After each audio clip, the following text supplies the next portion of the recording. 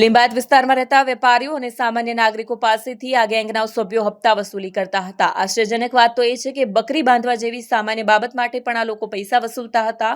લિંબાયતમાં ઘરેથી બહાર નીકળવું પણ લોકો માટે મુશ્કેલ બની ગયું હતું, કારણ કે આ ગેંગના સભ્યો દ્વારા લોકોને સતત ત્રાસ આપવામાં આવતો હતો। આ ત્રણેય તાજેતરના કેસ ખંડણીના હોવાનું પોલીસ દ્વારા જાણવા મળ્યું છે।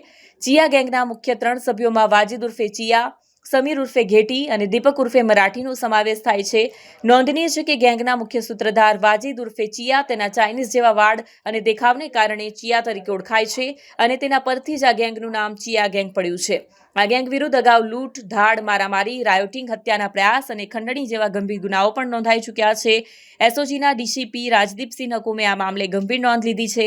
તેમણે જણાવ્યું હતું કે ચિયા ગેંગનો આતંક એટલો છે કે લોકો તેમની વિરુદ્ધ ફરિયાદ નોંધાવતા પણ ડરે છે।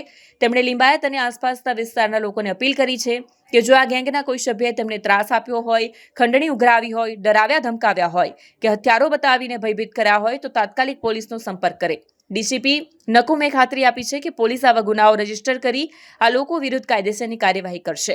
અગાઉ આ ગેંગના સભ્યોનું રિકન્સ્ટ્રક્શન કરાયું હતું। નોંધનીય છે કે અગાઉ પણ આ ગેંગના સભ્યોનું રિકન્સ્ટ્રક્શન કરવામાં આવ્યું હતું। ત્યારબાદ લોકો આ ગેંગ વિરુદ્ધ સામે આવ્યા અને વધુ 3 ફરિયાદ નોંધાઈ છે। લિંબાયત વિસ્તારમાં ફેલાયેલા ગેંગના ત્રાસને નાબૂદ કરવા માટે પોલીસ કમર કસી રહી છે।